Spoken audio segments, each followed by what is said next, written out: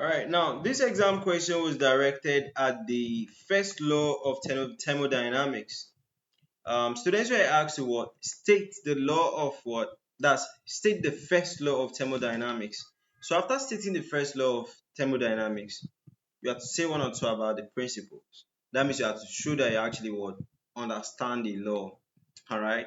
So we have it that the first law of thermodynamics is also known as what?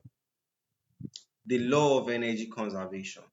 So the first law of thermodynamics is all about energy cannot be destroyed, but can just be changed from one form to another. You know the way you buy solar energy, that's a solar plant. Now this solar plant is converting solar energy into electricity.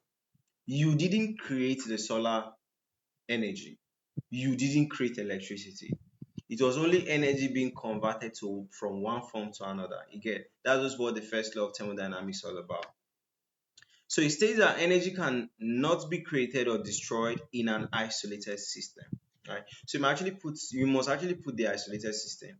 If the system is open, then some energies might leak out and all of that. So the total energy of an isolated system is constant, though it can change forms, like I'll be giving the example of solar energy, such as from kinetic energy to potential energy or from thermal to mechanic.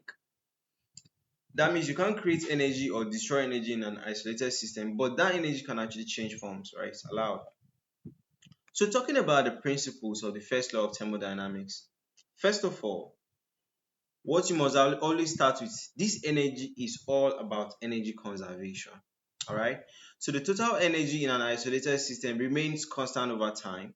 So energy can be transformed from one type to another, but the total amount of energy stays the same. Okay. Work and heat. The change in the internal energy of the system is equal to the heat that was added, all right, minus the work that was done by the system. Okay, so mechanically it can be expressed by this. Not really. This is a full. This thing. Um, Formula. So you can't actually talk about the first law of thermodynamics without including this formula. Okay, because you are not a literature student, they want to actually see the formula, right?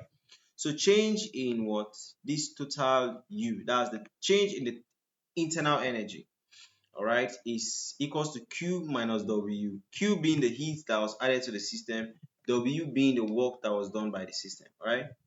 So the last principle is what? State function. So the internal energy of the system is a state function, all right? Meaning it depends only on the current state of the system and not how the system arrived at that state. Okay, so this distinguishes it from path functions such as what? Work and heat, which depend on the process path that was taken to achieve the state. Okay, so that's it for the first law of thermodynamics and a discussion on its principles.